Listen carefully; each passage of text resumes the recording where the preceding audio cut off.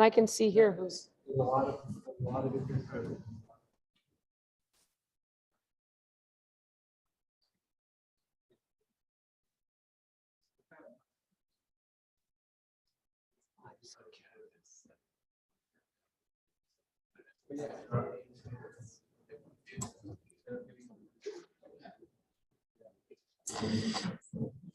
I want to welcome everyone who's joining us online. We're going to get started here in just a few minutes. Okay, you've got a lot of people struggling.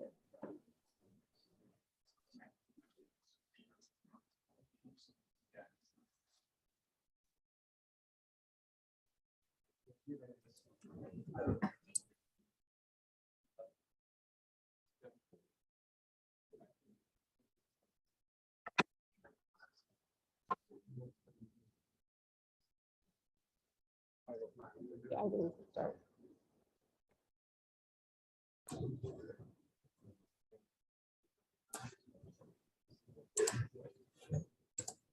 So good evening, everyone.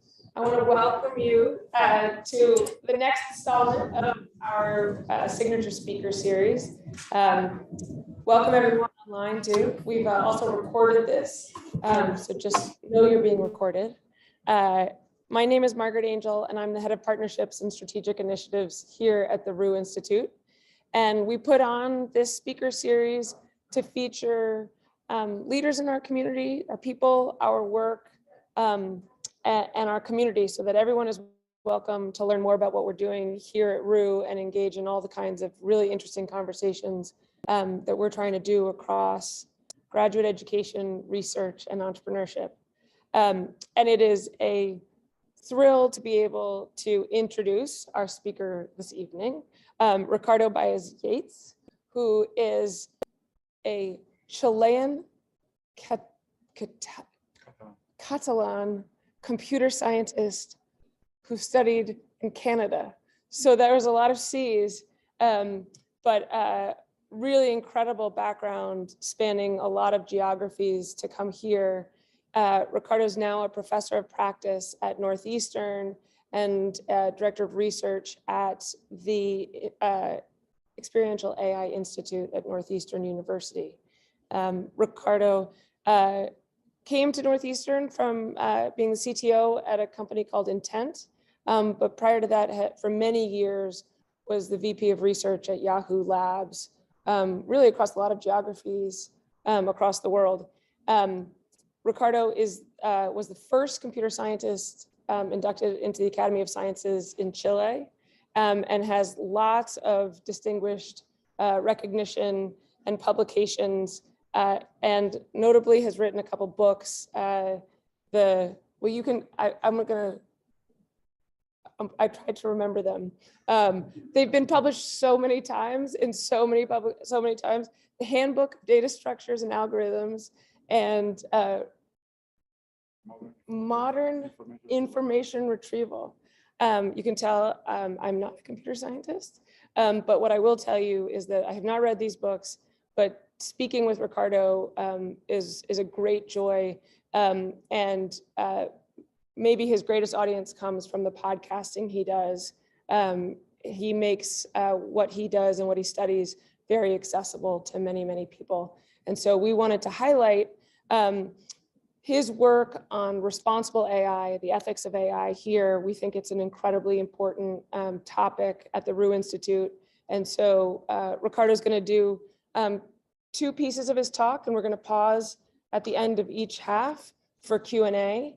And so you'll be able to answer, pose questions from the audience here. And for those of you who are online, you can type your questions into the chat, and I will pose them to Ricardo here in person. So welcome everybody online, welcome everyone here in person. And Ricardo, thank you so much for coming here to do this. Thank you, Margaret. It's very nice to be again in Poland, and so such a beautiful day. And the fee is not by chance. I live in California, and this talk started with challenges. So, Yeah, we're working in response to the AI in the institute. So the institute is one of the many institutes, like the RU Institute that the university has. It's for experiential AI, and that's based on the co-op program and on the long history of Northeastern to do practical things. And we believe that that means to have a human in the loop, although I prefer to say that humans should be in control, not in the loop. Another thing. And that we need to check data because sometimes the dependency of data is too much when maybe we should use better algorithms. And I will get back to that during my presentation. So as Margaret said, we have two parts. The first part will be basically a list of problems. Sorry about that. And there are 4 classes. There are more, but these are the ones that I selected. So there's a personal bias here. Bias basically it could be negative and also positive. And bias is basically things that help us in our life in both ways. And then the second part will be more discussion on more general issues that should happen in the future and what we can do to improve what is happening today. So let's start with the most common problem that you see with AI that is related to bias. As I said, all data has bias. Information is biased. So if you put random noise in a computer, nothing happens because you need to have information. So information is positive bias. So the first bias we have is that when we think about bias, we think about something negative. But remember, it's neutral in general. However, if there's some negative bias in the data, the algorithm maybe should ask itself that should be neutral or should be fair, whatever that means. So the question is not easy to answer. But typically, computer scientists don't ask this question, and then you get the same bias in the output. And worse, sometimes you get amplified bias. And I will show you an example of that. Now, if you get the bias amplified, we cannot blame only the data, right? Something else is happening.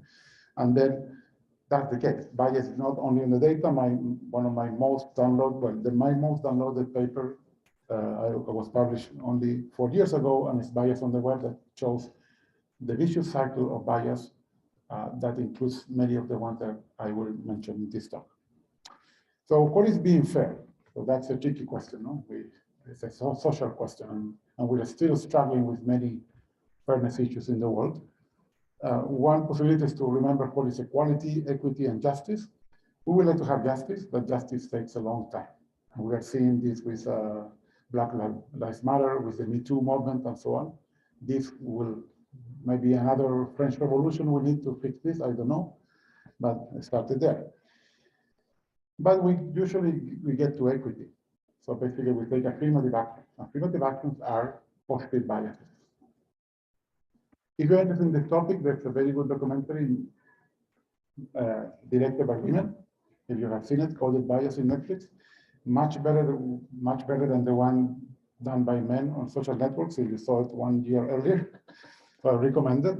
Last year, a bit more than a year ago, we had a very interesting debate where I had the honor of representing half of the Earth with 4 amazing women, one a judge, a federal judge, and 3 computer scientists that I know very well.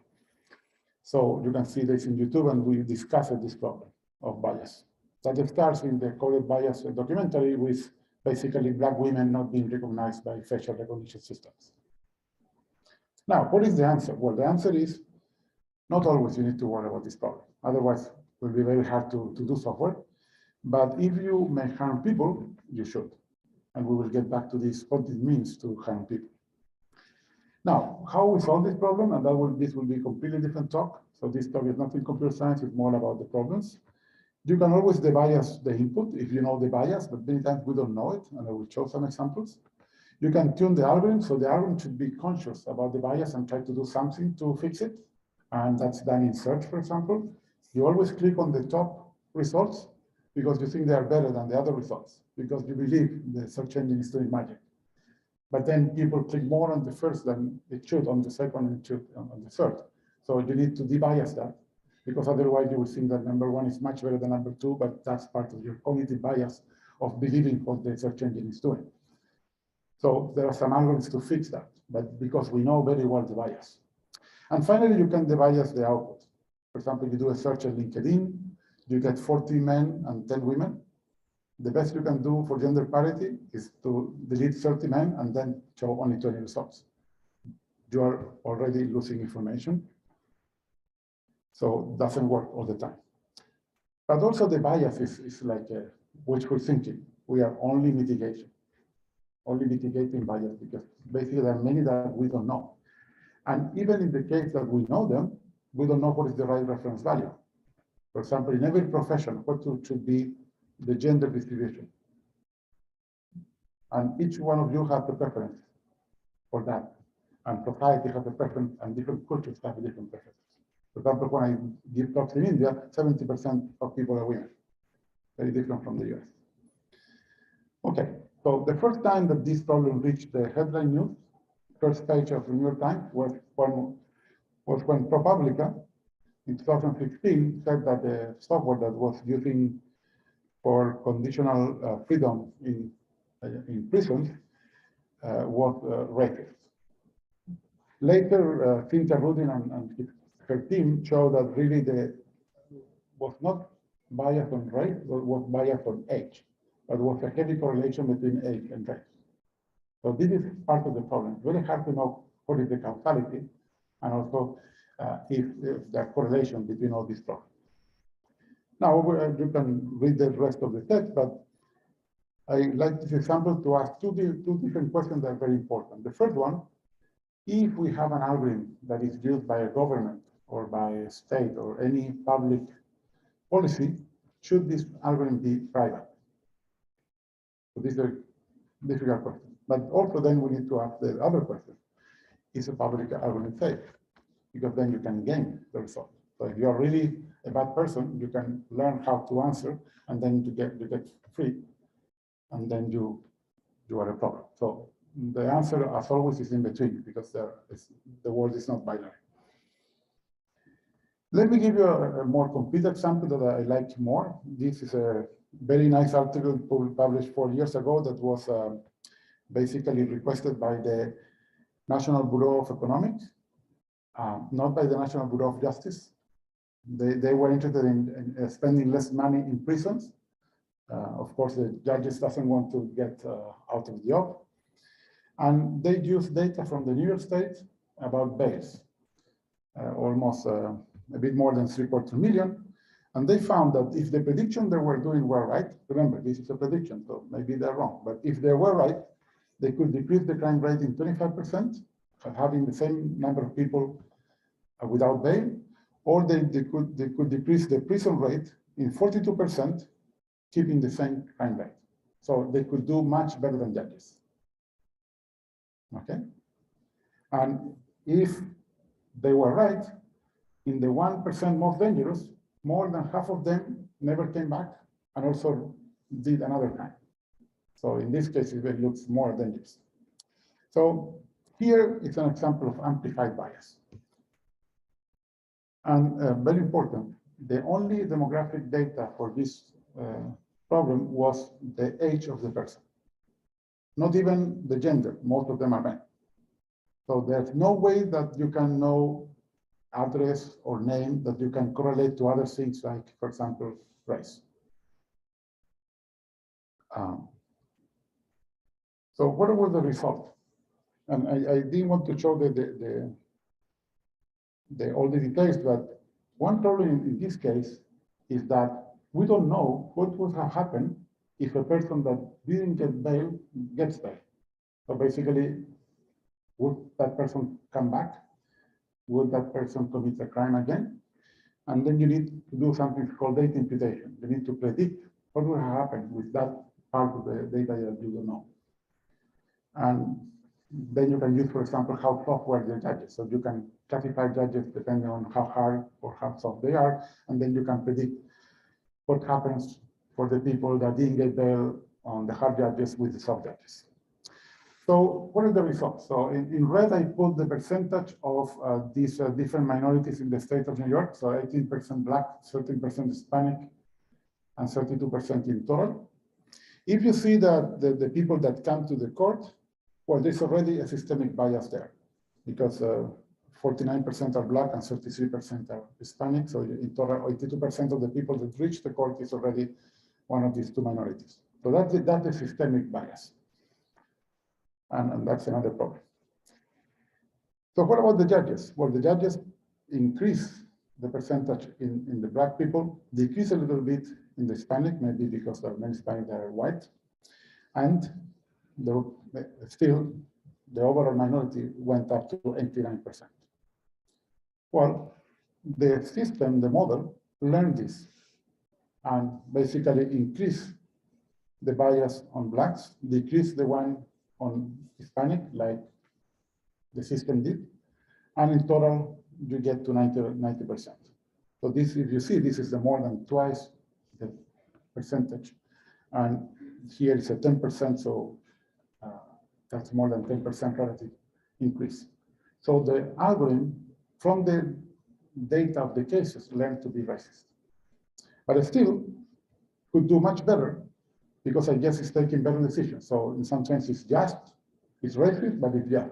What that means that if you have two people with the same crime, you get the same answer.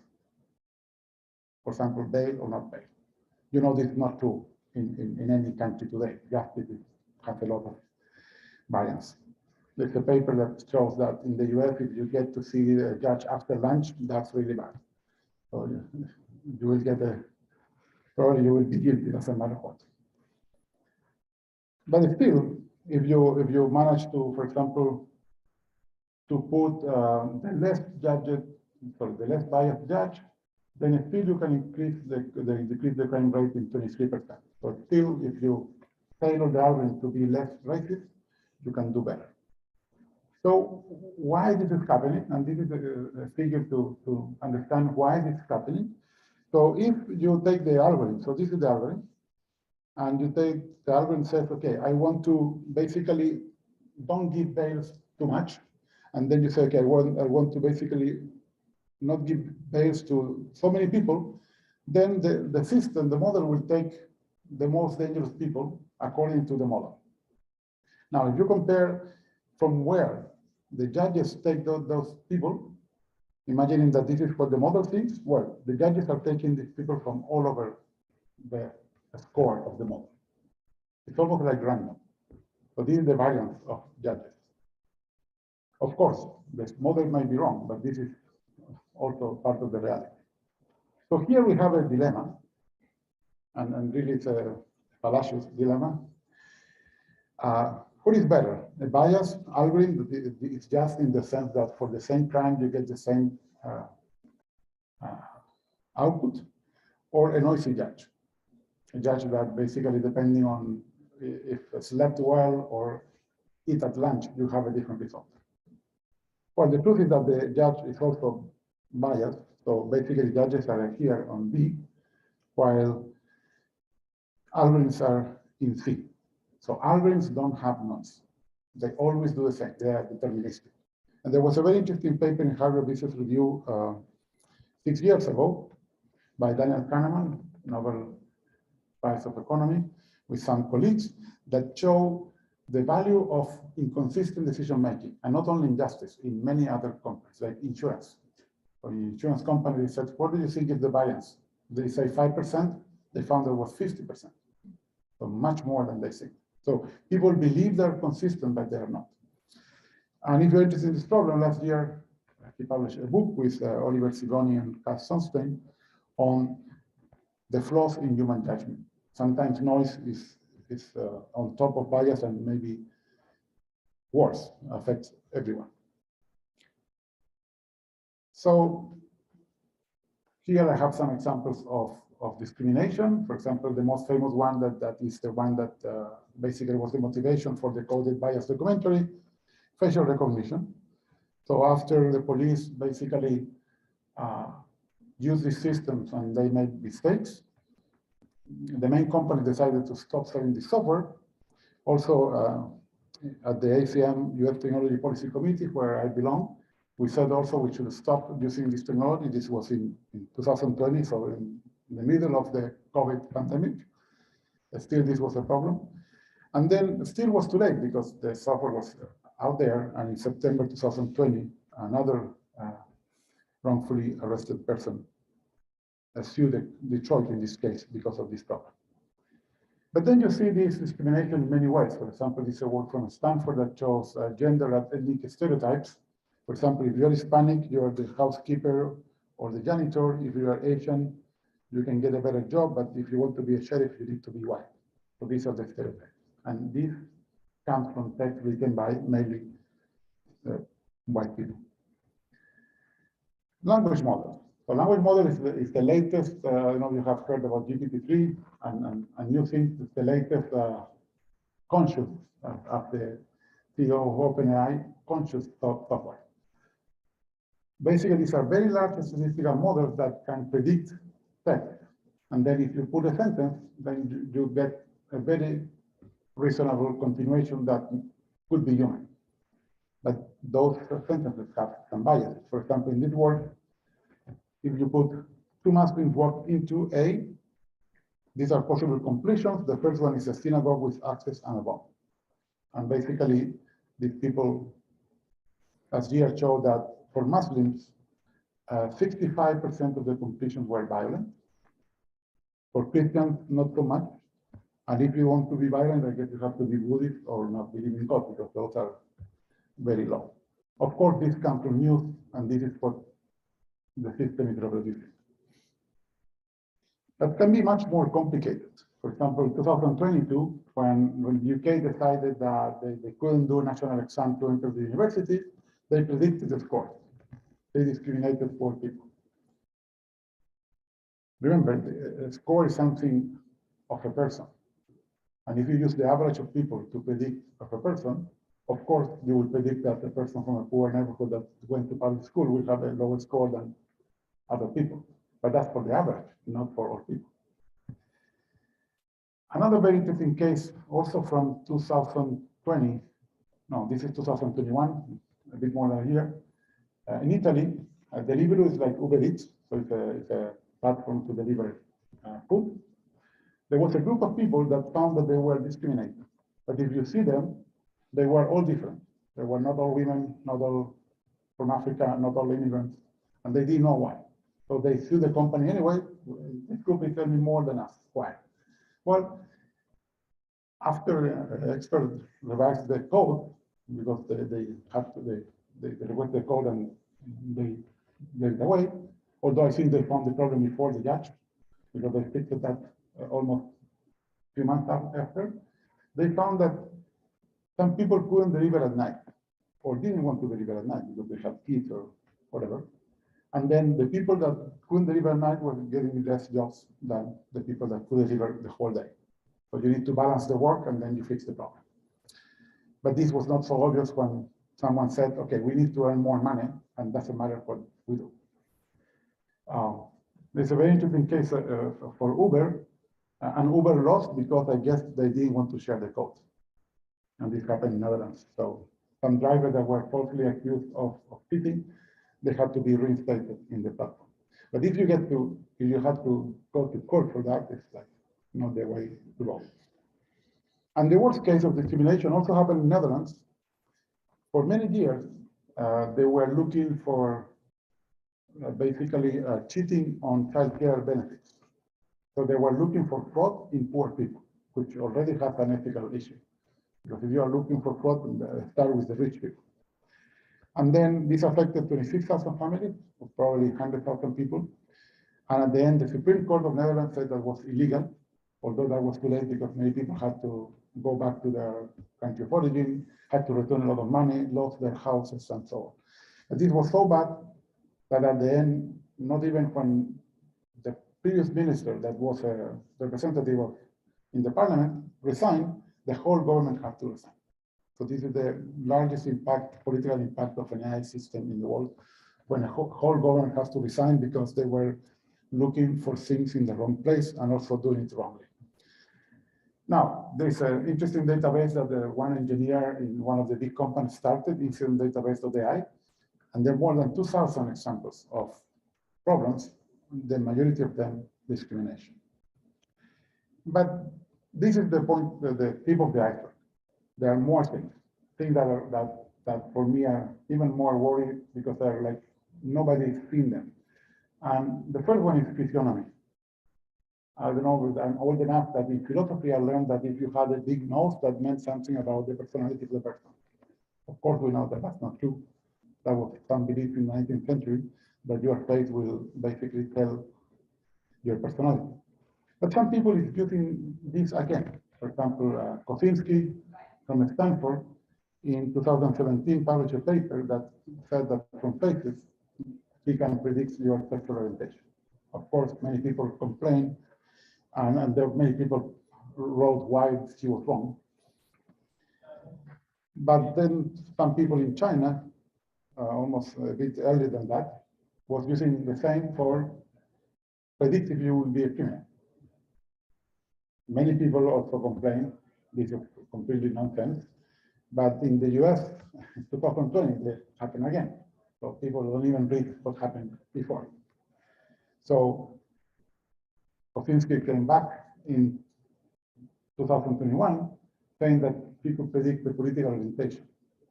70% accuracy. For 70% accuracy, you can get from if you use a bird, type of hair, earrings, clothing, many other things that have nothing to do with the face. A lot of spurious correlations, but still people is doing this kind of phrenology, modern phrenology. So phrenology is more than this. It's something that was a theory that started at the end of the 18th century in Germany, where they said that the brains of criminals have different convolutions. So the brain was different. Some people really believe this, and this is one interesting case. It's an Italian doctor, Cesare Lombroso from Torino, Italy. This is a museum, it's in his house, where he really believed that criminals had a different skull. And he collected hundreds of skulls. He didn't find any difference. But he really believed this because he even left his skeleton as the ground truth, I guess, of what would be a normal person. A normal person that all his life collected poor people from the morgue for the skulls. So, okay, but can be worse. So in 2019, MIT now published a paper that said that from your voice can predict your face. I can believe that maybe my mouth and my neck have to do with my voice, but my hair, my ears, no way. If this is true, then you can send me a piece of your voice, then I predict your face, and with the face I can predict your name. Yes, there's a patent application of Metro that says that they can predict your name from your face. I don't know what they do with all adopted children from other countries, because you can guess the language, but you cannot guess the name. And I can use all the other papers to do things that are illegal and dangerous for people. Like, for example, if you predict wrong the sexual orientation, or if you are opposed to the dictatorship, that may harm people. So this shouldn't be done. Third problem, I guess this is pure human stupidity. In 1976, George Watts, a famous statistician, said, all models are wrong, but some are useful. He was talking about statistics. But today, AI is just very, very advanced statistics with a lot of data, a lot of parameters, but still statistics, patterns. And then, really, you don't understand the semantics. For example, when Elon Musk, a bit more than a year ago, said, use Signal, remember this? And he was talking about the chat app, or some stock options software automated, so that he was saying that they should buy a stock from this company in Texas, Signal Advance, and the price of that company went up in 400%. Well, this is a stupid software that was using comments from an influencer. I will not judge the level of his comments. But can be even worse. There is a full field of AI that's called adversarial AI. So basically try to change the output of a system by small changes in the data to see how robust is that software. So here you have images. And I don't know if you see this white pixel. So if you put this pixel, then a horse becomes a dog. Or if you go here, if you put this pixel, a ship becomes an airplane. So basically, with just a single pixel, you change that. So natural question here, what the system is learning if I change a pixel and you have a completely different object. So it's not learning what we are learning. And can be even something funny. So this is like human stupidity, because I guess some engineer in Facebook decided to use an English-trained hate software in France. So the software decided that the town of Vicke was forbidden and delete their Facebook page for 3 weeks, because there was no human listening to basically to the complaints of this town. Now, if the town was using the Facebook page for COVID, this may harm people. So it looks funny, but maybe it was not. So here I would like to remember the limitations of AI, that there's too much hype, but they forget the limitations. So to understand something, we need to abstract things. So there's an amazing story from Borges called Funes de Memorius, which was a person was not capable of forget anything. So you find this person in the street, he says, how was your morning? You had to wait a long time because he will tell you exactly what the morning happened. And if you're lucky, that for telling that takes the same time of happening, that could be worse, right? But this is true, right? Like you show a kid one cat and the kid knows the cat. Doesn't need to see cats from different positions and different colors. You learn that very fast. Computers are not that smart. Second, you cannot learn what's not in the data, right? And you cannot have everything in data. So data is a proxy of the world. For example, the context, what's happening now, right now, cannot be in the data. All possible traffic accidents in the future cannot be in the data. So data is just a proxy, but people forget that data is a proxy. So this is what happened, I guess, in 2018 when Uber killed a woman. I don't know if you remember this in Arizona. A woman that crossed at night, walking with a bicycle, not in the place where she should cross. And I guess the system didn't recognize that shape, a woman and a bicycle was a person. And the person that was inside, another woman, a poor woman from Hispanic origin, was watching a video in her phone, because most of the time the car was working. And that's AI. AI works until it doesn't work. And that's very unpredictable. I will continue the story because the question is who's guilty here? I will tell you what happened, not who's guilty later. So I don't care about how well you do it. So I think measuring success is a big mistake. I'm writing a paper on that. What really care is how much harm you do when you do a mistake.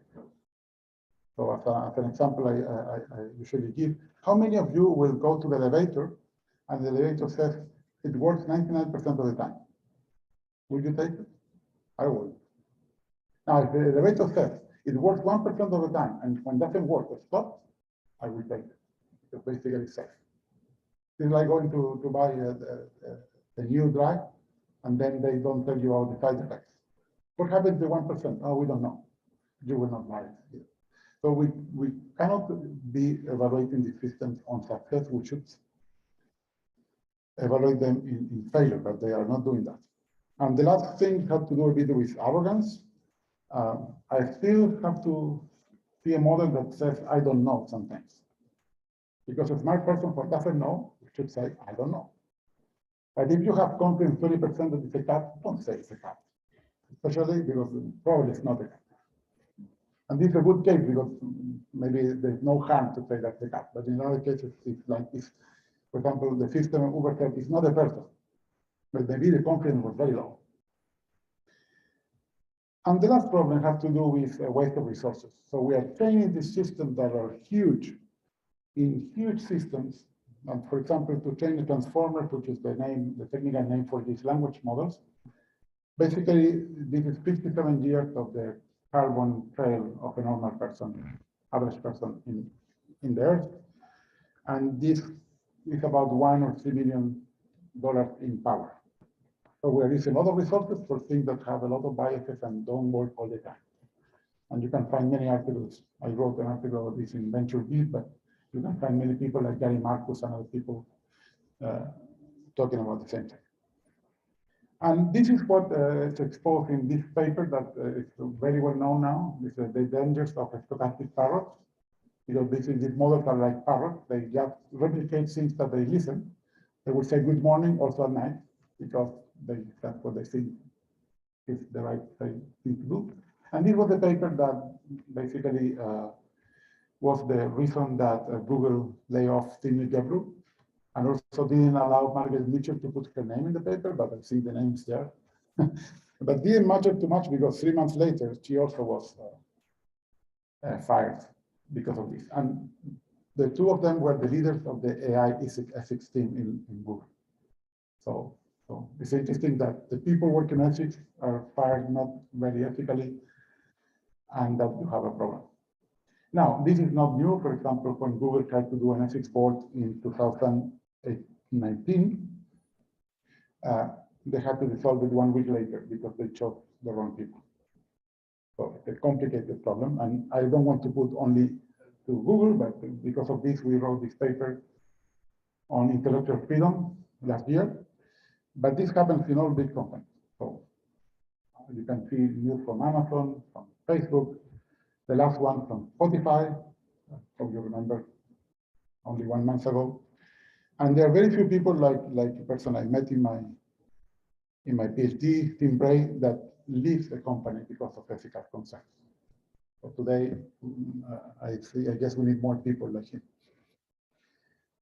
So this is the first part. So questions, these are the problems. So let's do stop here, and I can answer all the questions about the problems, and then we will start about how to solve them. Nicholas. What good reasons are there for organizations to focus on the AI ethics aside from avoiding negative comments? In other words, are there good reasons, or should an AI ethics board perform more than a control function?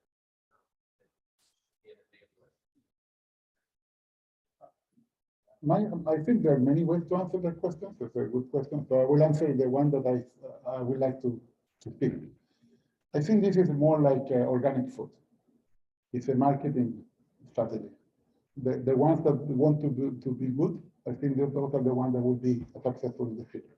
So we need more good examples. And if you have ethical principles, so every company should have an ethical set of principles, then that means that they will need to worry about this problem and others that may affect their users.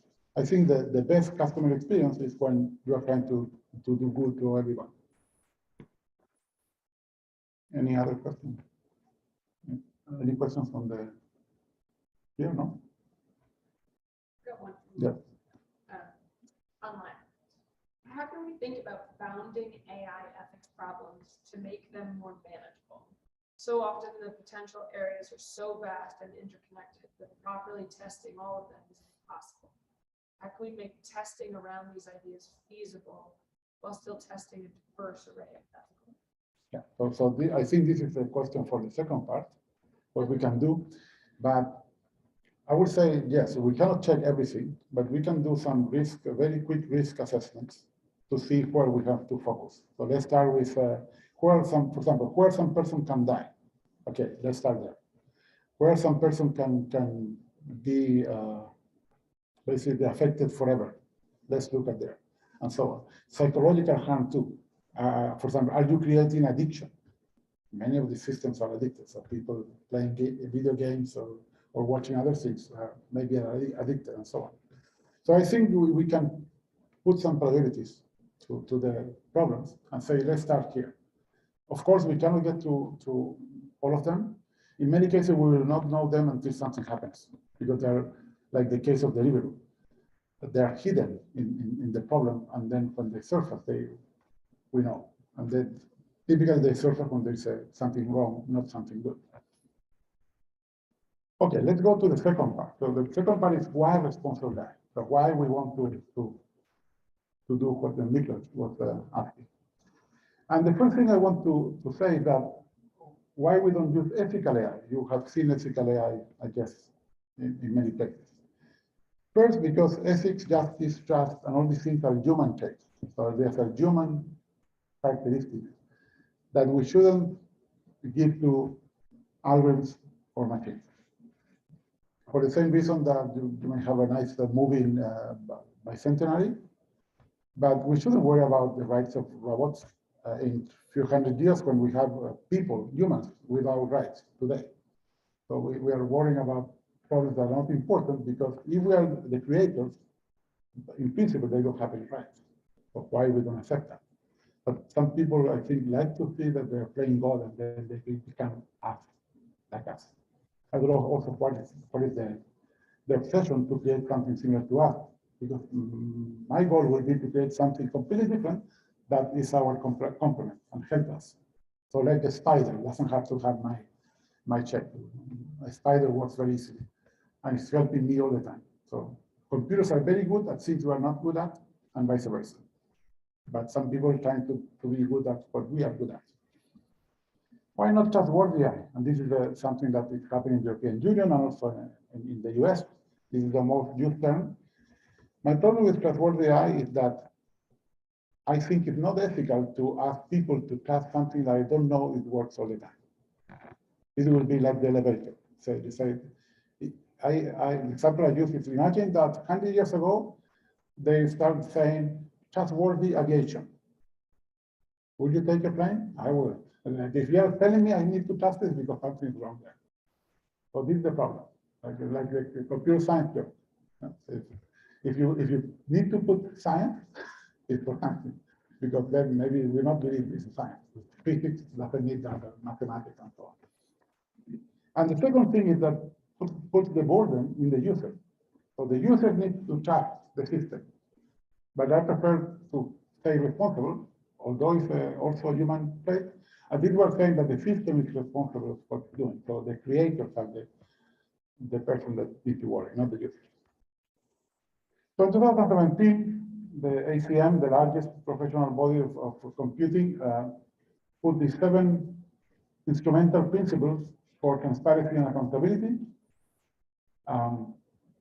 And we are changing this very soon because I didn't work on this one, but I work in the new one, which is completely different because there were some nice things here, but there are some very important things that are missing. But we need to remember that systems do not need to be perfect. They are learning from us. Why they will be perfect, right? But it seems that people believe that they need to be better than us and much better than us. So to err is human, but that's not true for machines. And this is very interesting from another Chilean colleague, Cesar Hidalgo, and collaborators on how people judge machines. Now, also many people confuse what is a principle, because I guess we don't like philosophy and we haven't studied much ethics. But there are principles and there are instruments. So for example, the 3 basic principles of the Belmont report that is the base of all bioethics are justice, and we all know what is justice, although it's hard to do it well. Autonomy, so basically respect for the autonomy of the person. And then what is called beneficial and no harm. So do good and don't do bad. And then, for example, subject selection is an application of justice, which people like choose for something. Informed consent is an application of autonomy. And risk and benefit assessment is an application of doing good and not doing bad. And then there are many more principles, instrumental principles, like here I will not read, but autonomous things like transparency, agency, privacy, explainability, entreprenability, or in harm benefit, competency. I will get back to this. For example, do you have the right to take the decision?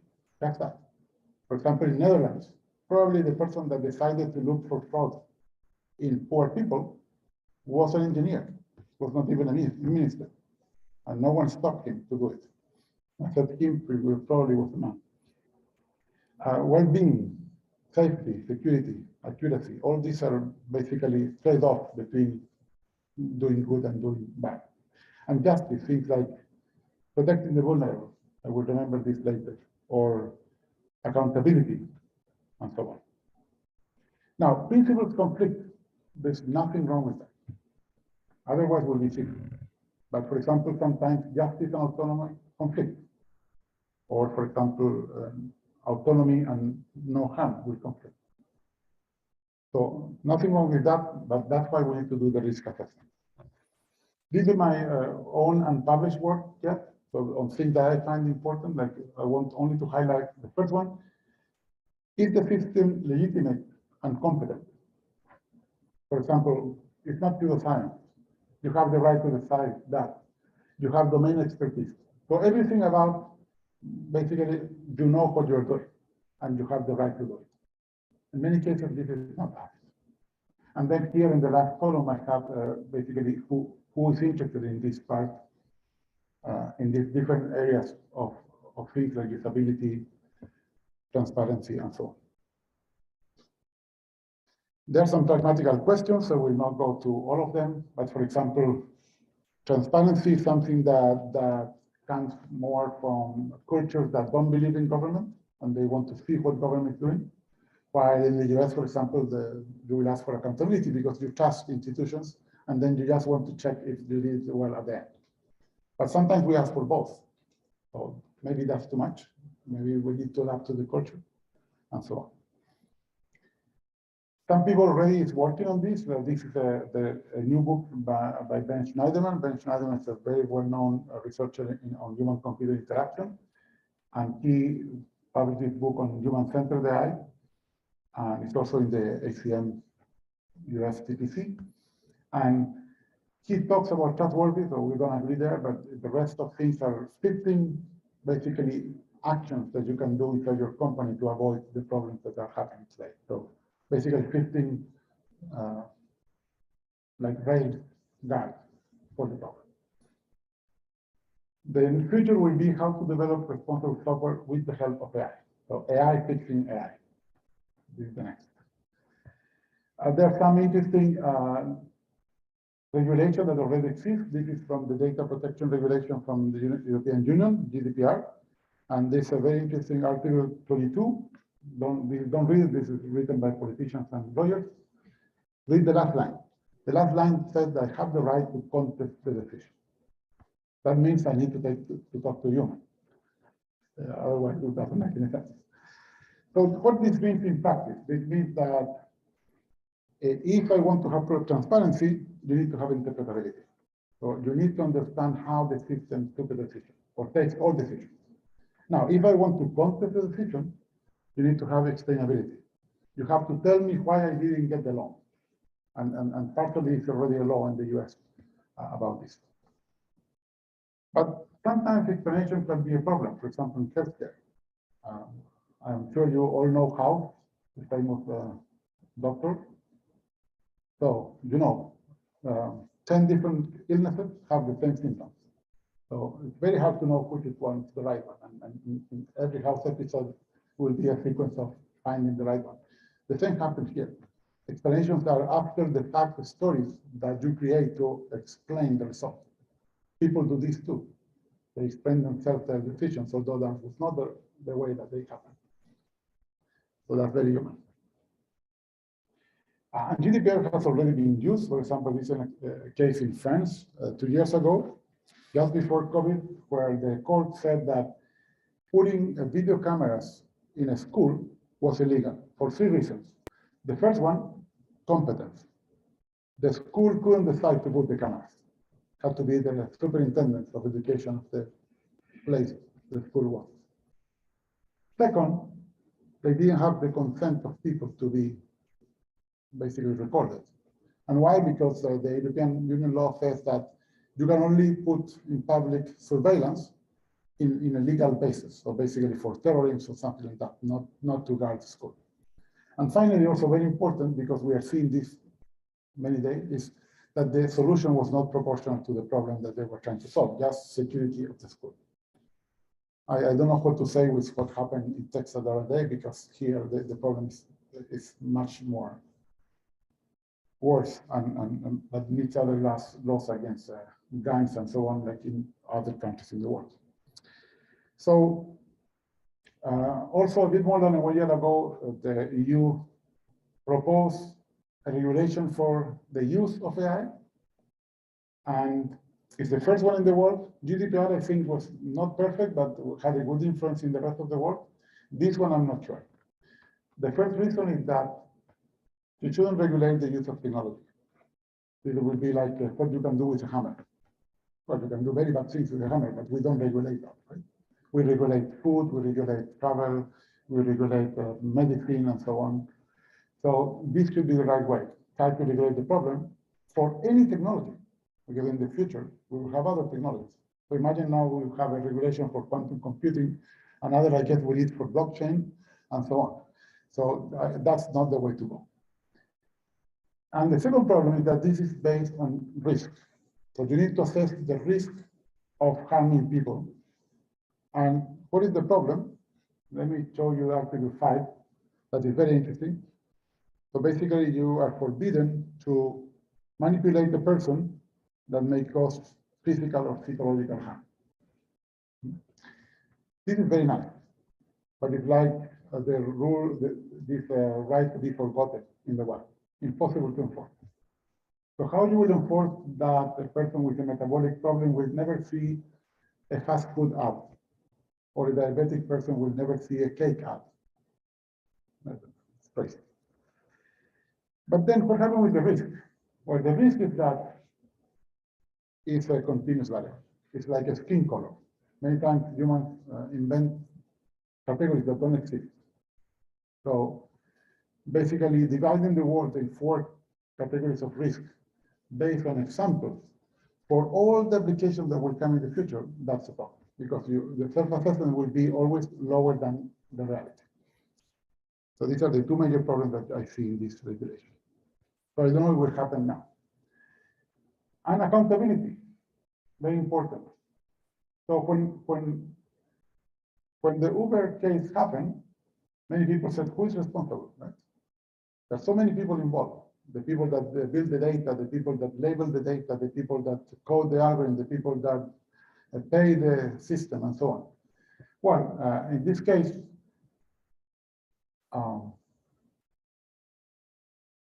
this was the question, and it's a natural question. Well, one reason is that in 1 week, Uber settled with the family to avoid any court issue.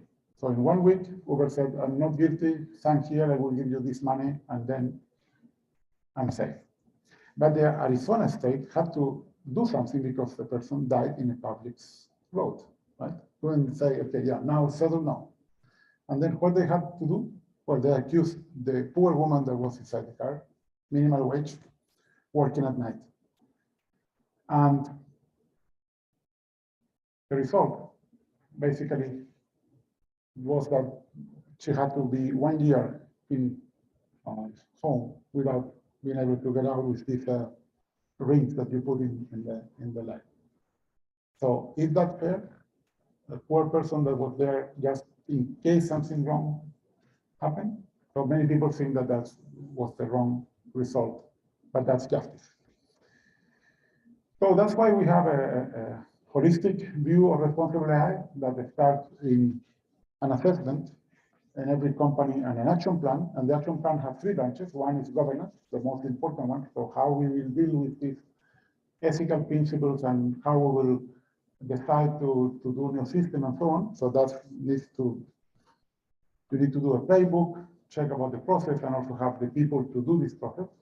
And this is based on the PI model that was designed by Jansu Jansa, which is the co-ethics lead of the institute.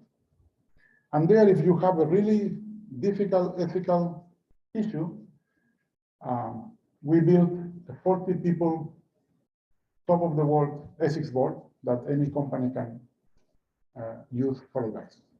And we are announcing this maybe in 2 weeks in all sectors. Now, the second branch is about products and projects. So basically, you need to do the ethical risk assessment there. And then, depending on that, maybe you need to register data and models, and you need to audit the system. That depends on the outcome. And the last thing are training. So basically, how we know that the people in the company is aware of the governance, and then is aware of the risk, And what they need to learn is different from the executive level, C-level to, say, the engineering level. So let me give you an example, and I will keep going with the self-driving cars. So a very simple ethical risk assessment, and this is much better than the famous trolley dilemma, which is completely theoretical, right? Because you know that. I will put you a much better one. So these are all the people killed by cars, let's say in the US. For sure, self-driving cars will kill much less, right? Because they don't drink, they don't look at their phones, and so on. Many reasons. The problem is that the people that will die is not a subset of these people. It's something like this. There are much less, but there will be people that before would have never died because of disease. So what I call non-human errors. And this is the case of the woman in Arizona. Probably if a person would have been driving that car, that woman would have never died. And this is the problem. We are doing good because we will save a lot of people. But we are doing bad because we are not protecting vulnerable people, like kids. More kids will die, and so on.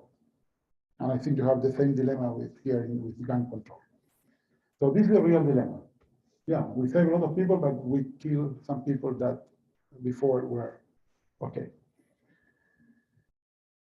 Registering algorithms, already some cities in Europe are doing this. So basically putting all their code public so anyone can audit them. So this is commendable and very risky. And now many companies are, not so many, but a few companies are doing audits.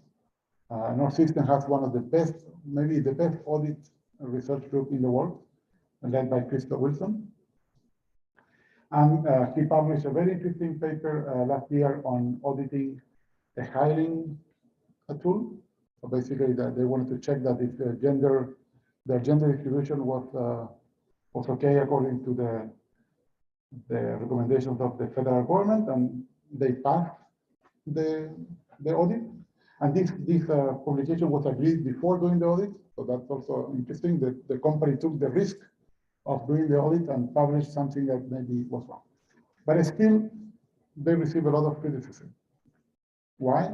Because by auditing this tool, they were legitimizing the techniques that the company used or is using to basically measure the skills of people. In this case, were games. So we don't have any signs that prove that if you're good at this game, then you're a good engineer or whatever. So this is how difficult is this field, because you have all these relations. So this is a multi-disciplinary challenge. This is a nice slide by my colleague, Jansu Jansa. And basically you have social science involved, you have philosophy, you have engineering, and you have law and policy. So we can't solve this problem alone. We need to work with all these things. Now, to finish, remember that like the web and like anything in the world is a reflection of us. For example, internet is an amazing amplifier of good, but it's also an amazing amplifier of bad. So it's not that it didn't exist before. It's the same, but we are seeing it because it's amplified. And to start, we need to be aware of our own biases and ethics. Many people are not aware even the way that they speak is biased because someone said, have you noticed that this word is sexist? There are many words in English that have the word man, and people still keep using them, like manpower, for example. Right? Before it was horsepower, right? So, and there's plenty of research problems. So Hazel Henderson asked, can AI algorithms ever be ethical? If you believe that there's no ethical AI, the answer is no, but the question is more thorough. But then David would say something that someone has to say that it's obvious, but someone has to say it. You can't have AI ethics without ethics, right? So many times you see ethics watching from companies that clearly don't have ethics, saying that they're working on ethics, but they do it funding, for example, universities, but they don't do it in-house. So to end with a funny ending, like joke I like. I'm not worried like Elon Musk on artificial intelligence. I'm worried about natural intelligence. We see it in many elections in the world. Why? Because if we are not careful, this may happen. Prove you're not a human. The robot says there are no more humans. The system says correct, and they both laugh. But they're not laughing because the humans were killed by them. It's because the humans killed themselves, right? And this is what Harari would say, because Harari is very negative about the future if we don't take care. So, questions for the second part. I take bias questions, and then I do bias answers. Silvia.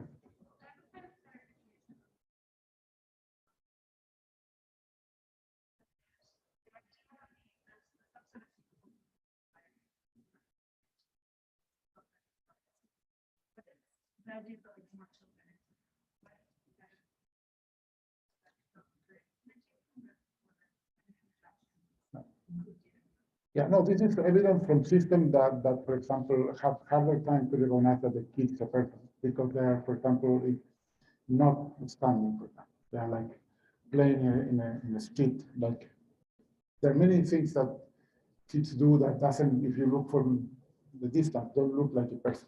Also, there are other objects like they're playing with a big object like a ball. So the same happened with the woman. So the woman, basically, they never had data of a person with a bicycle walking, not right, and even less at night. But the point is that even I don't need to have much more data because if you think, most of the people that die in this diagram are men abusing of the power of the car. This is right. So, for example, there are already 20 people that have been killed playing by the autopilot of Tesla. All of them are men. So I'm sure that more women and more kids will die because of this. So it's not only that mothers don't work so well with, for example, smaller persons or other activities, but also because we shouldn't try to save the people that are basically playing with their life, right?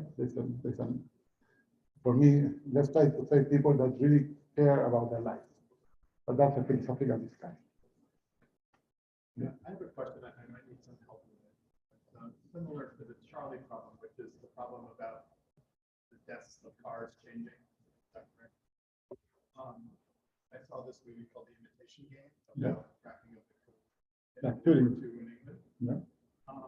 And so they had the power to avoid deaths, but they didn't because they knew they didn't want the enemy to know they cracked the code, so they used it in strategic cases, but would knowingly let death happen that they could have stopped for the greater good of reducing the overall deaths of the war, winning the war. So that was, I think, generally accepted as ethical and the right thing to do, but I think it's a gray area that you're listening to all you were saying about harm and how not that was an AI, it was just a code thing. No, but you are right. This is a risk assessment. So basically, do we tell that we have this tool, or we keep it secret and then we win the war? I think that's an ethical risk assessment, and they were right there. They saved many more lives by keeping the secret. And related to that, there's a new movie, I don't know if you have seen it, about how to deceive, how they deceive the Germany on where they will land in the south of Europe. So making to think that they were landing in Greece, and that's the opposite.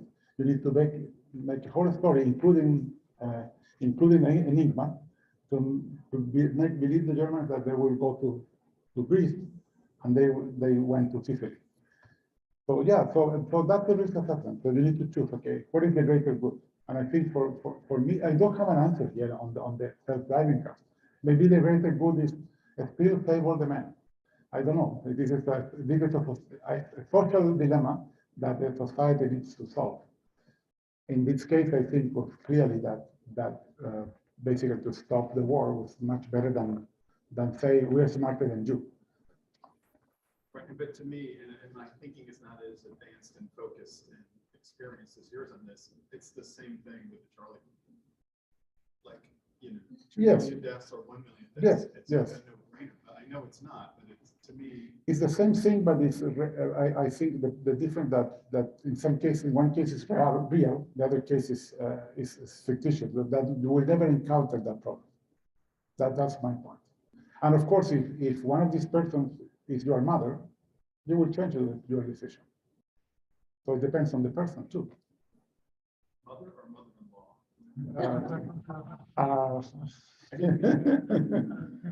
withdraw.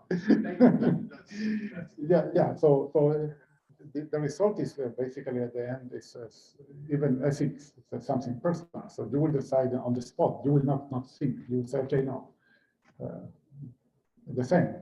Any family member That's a or bias, so. yeah, it's a bias, but it's a natural bias that we have. And for some reason, for that reason, many times we have survived thanks to those biases. Those are the positive ones. So, no, but this is a very hard problem and a very good example of the Enigma case. And by the way, that's Turing. Turing is the father of computer science. Yes, Kettering, did I have the name right? What's it? Alan Turing. Oh, right. He's the father of computer science. He published a famous book on the problem that we couldn't solve. So if a company releases a bad product and it's known to be bad or have some harm, they can recall it. Is there an equivalent for an algorithm? Like, how do you handle that, I guess, if a company finds that their algorithm is too harm and it's in production? Well, if it's a car, you can recall it and just change the software. That has happened already. Yeah. Let's say it's like an advertising or something else that's like just. You change the model. Typically, what you do is you change the model, and if you cannot change it right away, you should stop using it. But maybe the problem that they prefer not to lose any money, and you never know that happened, right? Many times we think that completely secret, like, oh, we have a problem, let's change it fast before someone realizes. Unless there is someone that basically goes to court, like the few examples I mentioned. But now every time there's more of these cases, that people go to court to get justice. Sometimes they don't get justice, that's another problem. Yes, right.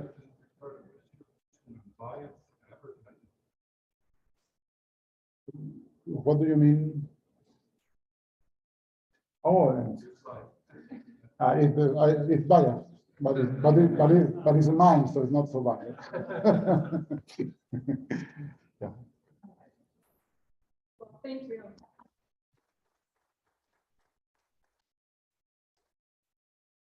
Thanks to everyone who joined online as well. I'll turn. Thanks everyone for joining, and thanks everyone online for joining. We're thrilled that you came to do this, Ricardo. Thank you for flying out here to do it.